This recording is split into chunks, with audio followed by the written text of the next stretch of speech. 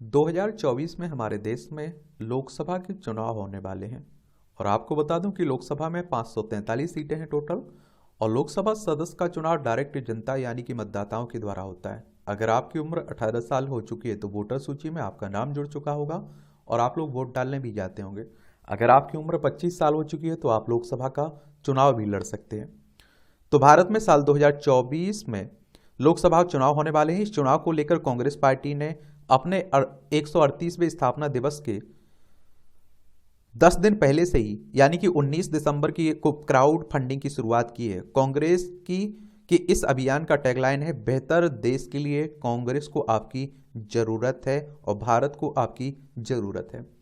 यानी कि आप देखेंगे कि जो चंदा लेते हैं ना ये पार्टियां, तो चुनाव लड़ने के लिए चंदा क्यों जरूरी है? आप लोगों के मन में ये सवाल आता होगा। और आखिर इन पार्टियों को पैसा देता कौन है? और आप देखेंगे कि कब और कैसे हुई अभियान की शुरुआत, इस पर भी हम बात कर लेंगे। और चंदा लेने के नियम क्या हैं उन पर भी बात कर लेंगे। और एक बात और, किसी भी चुनाव में एक पार्टी का कितना पैसा खर्च होता है वो भी देख लेंगे। बीजेपी कांग्रेस को मिलने वाले चंदे में कितना फर्क है, कौन अमीर पार्टी है, किस पार्टी के पास कितना पैसा है, ये भी बात कर लेंगे। किसकी संपत्ति बड़ी है और किसकी संपत्ति घटी है, इस पर भी हम लोग बात करेंगे। देखिए, अगर हम लोग कांग्रेस पार्टी की बात करें तो आप देखते हैं कि 1885 में इसकी स्थापना हुई थी। बीजेपी की स्थापना 1980 में हुई थी। और इस अभियान की शुरुआत करते हुए कांग्रेस पार्टी ने देश की जनता से निवेदन करते हुए, अगर आप एक बेहतर भारत बनाने की कल्पना करते हैं तो आगे आएं और देश की सबसे पुरानी पार्टी को मदद करें। और दरअसल कांग्रेस भी जानती है कि लोकसभा में कम समय बचा हुआ है और पार्टी को चुनाव में लड़ने के लिए पैसा और संसाधन की जरूरत तो पड़ेगी ही। और आप देखिए, कांग्रेस के रिजर्व फंड और हाल के सालों में मिले चुनावी दान की बात करें तो कांग्रेस भारतीय जनता पार्टी से काफी पीछे भी खड़ी नजर आ रही है। कब और कैसे हुई इसकी शुरुआत? कांग्रेस के पार्टी के मुख्यालय में कांग्रेस महासचिव केशव वेणुगोपाल, कोषाध्यक्ष अजय माकन ने 18 दिसंबर को डोनेट फॉर देश नाम से एक अभियान शुरू किए। इस अभियान के तहत आप देखिए, 18 साल की उम्र से ऊपर का कोई भी भारतीय नागरिक कांग्रेस पार्टी को कम से कम 138 और अधिकतम 138 रुपए की गुणा में जितने पैसे होते हैं उतना डोनेट कर सकते हैं। क्या कर सकते हैं? डोनेट कर सकते हैं। देखिए, साल 2022 21-22 में राजनीतिक दलों की संपत्ति देख लीजिए। याद देखिए, बीजेपी 6067 करोड़ रुपए, कांग्रेस 806, बीएसपी 690, तृणमूल कांग्रेस 498, माकापा आप देखिए 735। ये आप देखिए, बीजेपी और कांग्रेस में जमीन आसमान का फर्क है। अब आप लोग कहेंगे कि ये फर्क क्यों है? क्योंकि आप देखिए, जो राजनीतिक पार्टी सत्ता में रहती है उसे चंदा ज्यादा मिलता है, उसे लोग ज्यादा पैसा देना पसंद करते हैं। कॉर्पोरेट जगत देख लीजिए, बड़ी पार्टी को चुनेंगे क्योंकि उनका काम जो रहेगा वो बड़ी पार्टी से रहेगा, यानी कि सत्ता में जो पार्टी होगी, जो केंद्र में बैठी होगी, उसी से काम रहेगा। चंदा लेने के क्या नियम है? साल 2017 में पीएम मोदी ने चंदा लेने के नगद प्रारूप को खत्म करते हुए इलेक्टोरल बॉन्ड पॉलिसी की शुरुआत की। यानी वर्तमान में चुनाव में से फंड जुटाने के लिए किसी भी पार्टी के पास दो ही विकल्प हैं, एक तो क्राउड फंडिंग और दूसरा इलेक्टोरल बॉन्ड पॉलिसी। राजनीतिक दलों को एक वित्त वर्ष में 20,000 रुपए से ज्यादा का दान करने वाले दानकर्ता का डिटेल हर साल निर्वाचन आयोग के समक्ष दाखिल करना होता है। क्राउड फंडिंग की बात करें तो किसी भी खास प्रोजेक्ट, बिजनेस वेंचर या फिर सामाजिक कल्याण के लिए आम जनता से छोटी छोटी रकम की जुटाने की प्रक्रिया को क्राउड फंडिंग कहा जाता है। क्राउड फंडिंग के लिए किसी भी वेबसाइट, ऐप या वेब आधारित प्लेटफॉर्म की मदद ली जाती है। आम जनता से छोटे छोटे रकम के जरिए फंड जुटाने वाला व्यक्ति या संस्था संभावित दानकर्ताओं, निवेशकों को फंड जुटाने की बजाय बताता है और उस मुहिम में आम जनता कैसे योगदान कर सकती है उसका भी पूरा ब्यौरा दिया जाता है।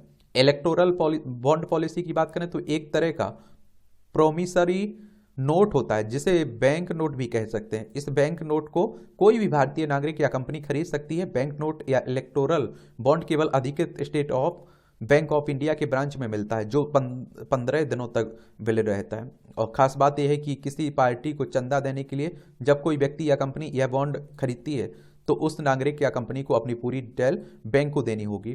यानी बॉन्ड के लिए बैंक में केवाईसी डिटेल देना अनिवार्य है। अब इस बॉन्ड या बैंक नोट को खरीदने वाला व्यक्ति अपनी पसंदीदा पार्टी को पैसे डोनेट कर सकता है। और यहाँ ध्यान देने वाली बात यह भी है कि जब से इलेक्टोरल बॉन्ड की शुरुआत ही तब से सत्ताधारी दल को अन्य पार्टियों के मुकाबले ज़्यादा फंडिंग मिल रही है।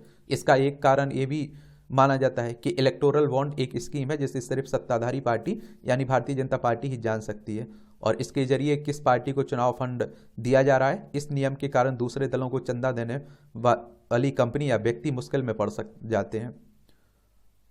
और किसी भी चुनाव में एक पार्टी का कितना खर्च होता है। संस्था सेंटर फॉर मीडिया स्टडीज की एक रिपोर्ट के अनुसार साल 2019 का लोकसभा चुनाव अब तक का देश का सबसे महंगा चुनाव रहा है। इस रिपोर्ट में बताया गया कि साल 2019 के चुनाव में राजनीतिक दलों और उम्मीदवारों से कम 50,000 करोड़ रुपए से लेकर 60,000 करोड़ रुपए के बीच खर्च किए हैं। इतने पैसे साल 2016 में हुए अमेरिकी राष्ट्रपति चुनाव में खर्च नहीं हुए थे, सोच लीजिए। और वहीं इस खर्च की तुलना साल 2014 के लोकसभा चुनाव से करें तो 2014 के मुकाबले 2019 के चुनाव में दोगुना खर्च किया गया। रिपोर्ट की माने तो भारत के एक वोटर के ऊपर औसतन 700 रुपये खर्च हुए, जबकि एक संसदीय सीट पर 100 से आप देखिए 100 करोड़ रुपए तक फूंक दिए। देखिए बीजेपी कांग्रेस को मिलने वाले चंदे में कितना फर्क है। कांग्रेस की तरह नवंबर में दाखिल किए रिपोर्ट के अनुसार देश की सबसे पुरानी पार्टी यानी कांग्रेस ने वित्तीय वर्ष 2022-23 में चंदे के रूप में कंपनियों, पार्टी नेताओं, लोगों और चुनावी संस्थाओं से लगभग 80 करोड़ रुपए प्राप्त किए। निर्वाचन आयोग के अनुसार कांग्रेस को चंदे के रूप में 79.92 करोड़ रुपए प्राप्त हुए और कोलकाता के समाज इलेक्टोरल ट्रस्ट ने 50 लाख रुपए दिए। वहीं बीजेपी की बात करें तो वित्तीय वर्ष 2022-23 के दौरान इस पार्टी के सांसदों, विधायकों से चंदे के रूप में आप देखिए 720 करोड़ रुपए प्राप्त हुए। अब 79 और 720, देखिए कितना फर्क है। इससे पहले साल 2021-22 में बीजेपी को 614 करोड़ रुपए चंदा के तौर पर मिला था, जबकि कांग्रेस को 95 करोड़ प्राप्त। किस पार्टी के पास कितना पैसा है। एक राजनीतिक पार्टी उनके कामकाज पर नजर रखने वाली संगठन एसोसिएशन ऑफ डेमोक्रेटिक रिफॉर्म्स ने हाल ही में एक रिपोर्ट जारी की। यह रिपोर्ट राजनीतिक दलों की इनकम टैक्स रिटर्न फाइलिंग के आधार पर तैयार की गई थी, जिसमें बताया गया कि साल 2020-21 में राष्ट्रीय पार्टियों में सबसे ज्यादा संपत्ति बीजेपी के पास है। 2015-16 में भारतीय जनता पार्टी के पास 893 करोड़ रुपए की संपत्ति थी। यह संपत्ति साल 2020-21 में बढ़कर 6,047 करोड़ रुपए पहुंच गई है। कांग्रेस के पास साल 2013-14 में कांग्रेस में 767 करोड़ रुपए की संपत्ति थी, जो 5 साल में यानी कि 2019 में इसमें ये संपत्ति बढ़कर 929 करोड़ हो गई। हालांकि साल 2021-22 में कांग्रेस की संपत्ति घटी है और 806 करोड़ रुपए तक पहुंच गई है। और किसकी संपत्ति कितनी बढ़ी। साल 2014 में लोकसभा चुनाव से पहले बीजेपी के पास आप देखिए 464 करोड़ रुपए की संपत्ति थी, लेकिन ये लोकसभा चुनाव के बाद अब तक लगभग 8 गुना बढ़ गई है चुकी है। दूसरी तरफ कांग्रेस के पास 2014 के लोकसभा चुनाव से पहले 586 करोड़ की संपत्ति थी, वर्तमान में 806 करोड़ रुपए पर पहुंच गई है।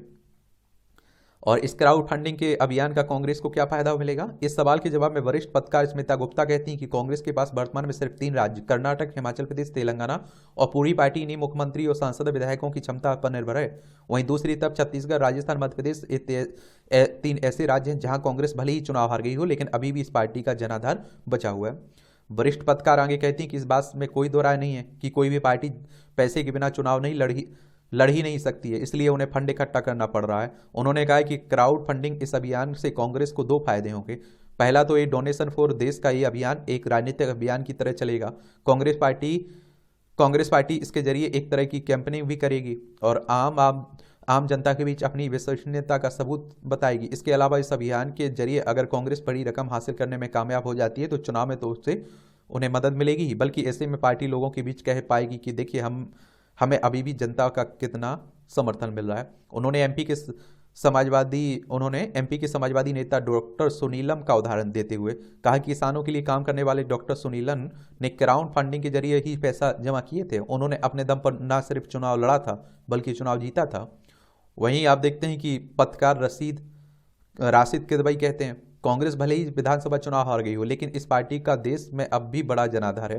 क्राउड फंडिंग के फैसले से न सिर्फ कांग्रेस को अपनी आर्थिक स्थिति को बेहतर करने का एक मौका मिलेगा, बल्कि पार्टी जनता के बीच में ये बात बता पाएगी कि देखिए बीजेपी को रुपए कैसे कोई चिंता ही नहीं है। इस अभियान के जरिए कांग्रेस दुनिया को एक राजनीतिक संदेश भी देगी। क्राउड फंडिंग से जो रकम इकट्ठा हो गई उसे अब वो अपनी राजनीतिक उपलब्धियां भी बताएगी। अगर कांग्रेस क्राउड फंडिंग से 100 करोड़ रुपए जमा कर लेती है तो वह प्रचार के दौरान खुलकर कह सकेगी उसके साथ खुद देश की जनता है। अब क्या क्राउड फंडिंग के जरिए लोग छोटी रकम देते हैं तो जब इस छोटी छोटी रकम से पार्टी के पास बड़ी रकम इकट्ठा हो जाएगी तो कांग्रेस इसे अपनी विश्वसनीयता करार देगी। तो यही है बात चुनावी चंदे की कह लीजिए या जो पैसा इनके लिए ज़रूरी रहता है उसकी बात कर लीजिए पार्टियों के।